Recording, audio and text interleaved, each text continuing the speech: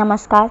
ये महाभारत कथा पूरी तरह से वेद व्यास महाभारत के ऊपर आधारित है। यदि आप इसका निरंतर श्रवण करते रहना चाहते हैं तो इस चैनल को सब्सक्राइब जरूर कर लीजिएगा और आगे आने वाले सभी पॉडकास्ट के नोटिफिकेशन के लिए बेल आइकन भी जरूर से प्रेस कर दीजिएगा।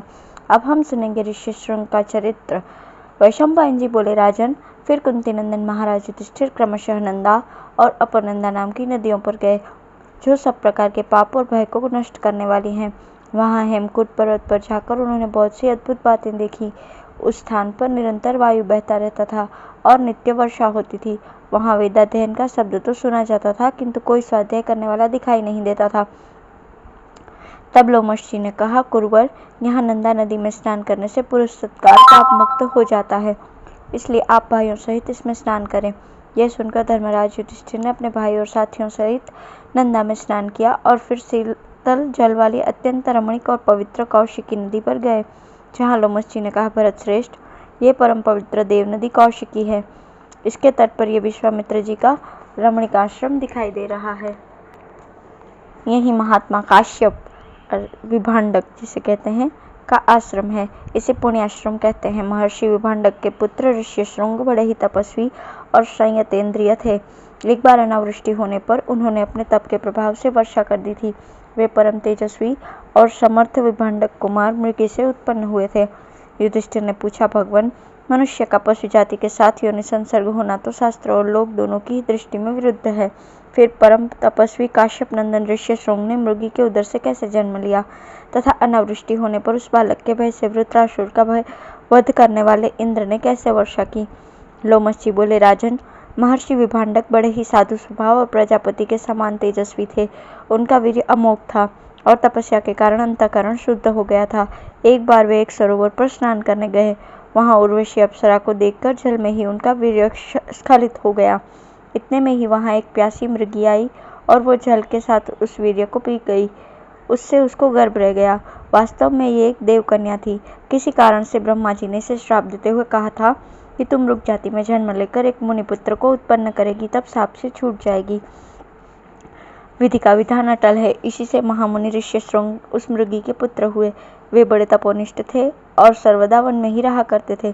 उनके सिर पर एक शिंग था। इससे वे ऋषि शृंग नाम से प्रसिद्ध हुए। उन्होंने अपने पिता के सिवा किसी और मनुष्य को नहीं देखा था, इसलिए मन उनका सर्वदा ब्रह्मचर्य में ही स्थिर रहता था। इसी समय अंग देश में महाराज दशरथ के मित्र राजा लोमपाद राज्य करते थे। हमने ऐसा सुना था कि उन्होंने किसी ब्राह्मण को कोई चीज देने की प्रतिज्ञा करके पीछे उससे निराश कर दिया था, इसलिए ब्राह्मणों ने उनको त्याग दिया था।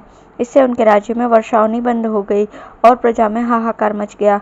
तब उन्होंने तपस्वी और मनस्वी ब्राह्मणों से पूछा, भूदेवो, अब वर्षा कैसे हो, इसका कोई उपाय बतलाइए।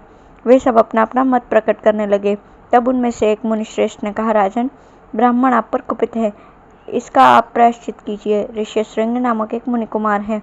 वे वन में ही रहते हैं और बड़े ही शुद्ध एवं सरल है।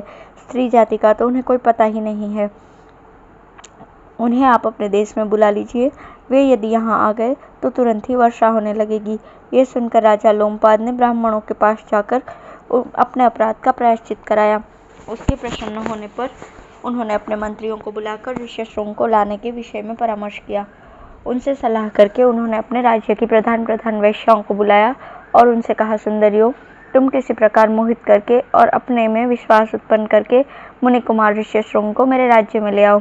तब उनमें से एक वृद्धा वेश्या ने कहा, राजन, मैं तपोधन ऋषि शृंग को लाने का प्रयत्न तो करूंगी, परंतु मुझे जिन जिन भोग सामग्रियों की आवश्यकता है उन सबको दिलाने की आप कृपा कीजिए। तब राजा का आदेश पाकर उस वृद्धा ने अपने वृद्धि के अनुसार नौका के भीतर एक आश्रम तैयार कराया। उस आश्रम को अनेक प्रकार के फल और फूलों वाले बनावटी वृक्षों से सजाया गया, जिन पर तरह तरह की झाड़ियां और लताएं छाई हुई थी। वह नौकाश्रम बड़ा ही रमणीय और मन को लुभाने वाला था। उसे विभांडक मुनि के आश्रम से थोड़ी दूरी पर बंधवाकर गुप्तचरों को इस बात का पता लगवाया कि मुनिवर किस समय आश्रम से बाहर चले जाते हैं। फिर विभांडक मुनि की अनुपस्थिति के समय अपनी पुत्री वेश्या को सब बातें समझाकर ऋषि शृंग के पास भेजा। उस वेश्या ने आश्रम में जाकर उन तपोनिष्ठ मुनि कुमार के दर्शन किए और कहा, मुनिवर, यहाँ सब तपस्वी आनंद में है ना? आप भी सकुशल से तो है ना? तथा आपका वेदाध्ययन तो अच्छी तरह चल रहा है ना? ऋषि शृंग ने कहा, आप कांति के कारण साक्षात तेज पुंज के समान प्रकाशमान प्रतीत होते हैं। मैं आपको कोई वंदनीय महानुभाव समझता हूँ। मैं पाद प्रक्षालन के लिए आपको जल दूंगा तथा अपने धर्म के अनुसार कुछ फल भी भेंट करूंगा। देखिए, ये कृष्ण चर्म से ढका हुआ कुश का आसन है, इस पर विराज जाइए। आपका आश्रम कहाँ है और आप किस नाम से प्रसिद्ध है? वैश्या बोली, काश्यप नंदन, मेरा आश्रम इस पर्वत के उस ओर यहाँ से 3 योजन की दूरी पर है। मेरा ऐसा नियम है कि मैं किसी को प्रणाम नहीं करने देता और न किसी की दिया हुआ पाद्य ही स्पर्श करता हूँ। मैं आपका प्रणम्य नहीं हूँ, बल्कि आप ही मेरे वंध्य हैं। ऋष्यशृंग बोले, ये भिलावे, आंवले, करुषक, इंगुदी और पिप्पली आदि पके हुए फल रखे हैं। इनमें से आप अपनी रुचि के अनुसार ग्रहण करें। लोमस जी कहते हैं, राजन, उस वैश्या की लड़की ने उन सब फलों को त्याग कर उन्हें अपने पास से बड़े रसीले, दर्शनीय और रुचिवर्धक स्वादिष्ट पदार्थ दिए। इसके सिवा सुगंधित मालाएं, विचित्र और चमकीले वस्त्र तथा बढ़िया बढ़िया शरबत भी दिए। उन्हें पाकर ऋष्यशृंग बड़े प्रसन्न हुए और हंसने खेलने में उनकी प्रवृत्ति हो गई। इस प्रकार उनके मन में विकार का अंकुर फूटता देख वैश्या उन्हें तरह तरह से लुभाने लगी। फिर कई बार उनका गाढ़ आलिंगन कर उनकी ओर कटाक्षपात करती, अग्निहोत्र का बहाना करके वहां से चल दी। एक मुहूर्त बीतने पर आश्रम में कश्यप नंदन विभांडक मुनि आए। उन्होंने देखा कि ऋष्यशृंग अकेले में ध्यान सा लगाए बैठा है। उसके चित्त की स्थिति सर्वथा विपरीत हो गई है। वह ऊपर को देख देख कर बार बार दीर्घ निश्वास छोड़ता है। उसकी ऐसी दीन दशा देखकर उन्होंने कहा, बेटा, आज सायंकाल के अग्निहोत्र के लिए तुमने समाधियां ठीक क्यों नहीं की? क्या आज तुम अग्निहोत्र से निवृत्त हो चुके हो?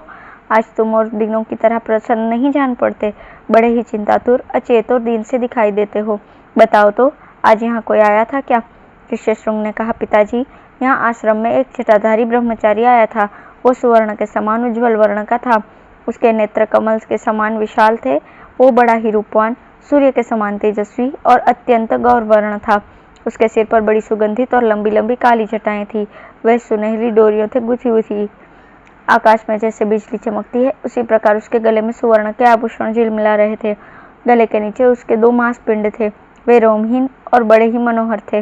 जिस समय वो चलता था, उसके पैरों से बड़ी ही अद्भुत झनकार होती थी तथा मेरे हाथों में जैसे ही रुद्राक्ष की माला बंधी हुई है, उसी तरह उसके दोनों हाथों में झनकारती हुई सोने की लड़ियां पड़ी हुई थी।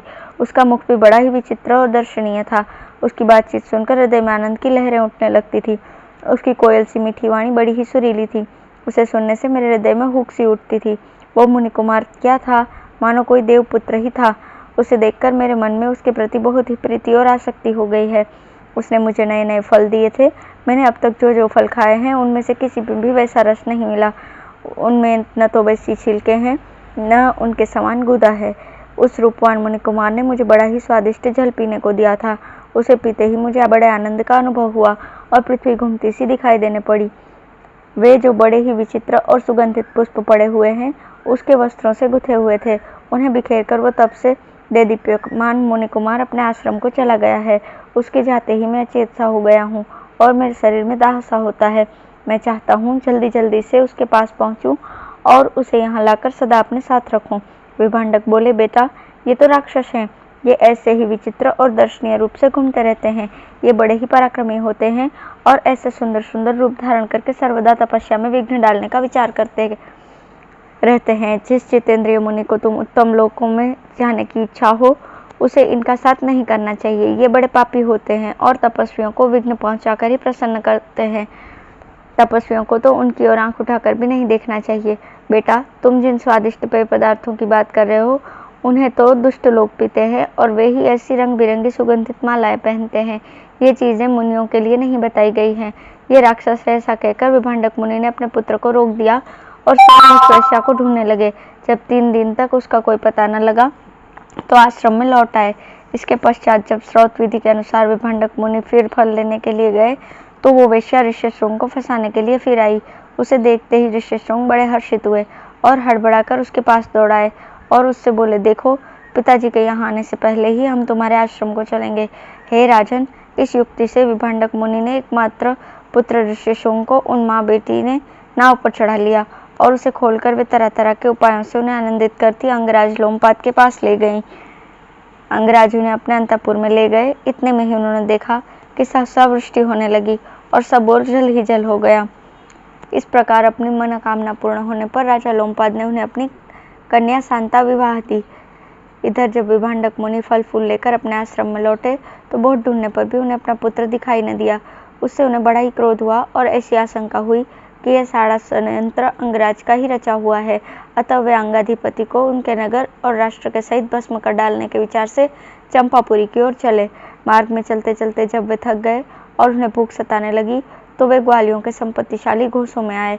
ग्वालों ने उनके राजाओं के समान बड़ा आदर सत्कार किया और वहां उन्होंने एक रात विश्राम किया।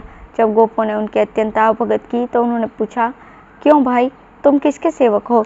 तभी वे सभी ग्वालियर बोले, यह सब आपके पुत्र की ही संपत्ति है। इस प्रकार देश देश में सत्कार पाने से और ऐसे मधुर वाक्य सुनने से उनका उग्र कोप शांत हो गया और वे प्रसन्नचित्त से अंगराज के पास पहुंचे।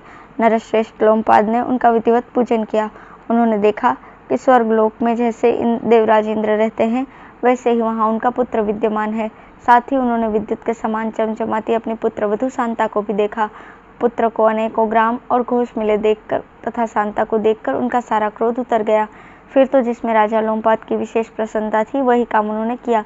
पुत्र को वहीं छोड़कर उन्होंने उनसे कहा, जब तुम्हारे पुत्र उत्पन्न हो जाएं तो राजा का सब प्रकार मन रखकर मन में चले आना। ऋष्यशृंग भी पिता की आज्ञा का पालन कर फिर उन्हीं के पास चले आए। शांता भी सब प्रकार अपने पति के अनुकूल आचरण करने वाली थी। वो भी वन में ही रहकर उनकी सेवा करने लगी।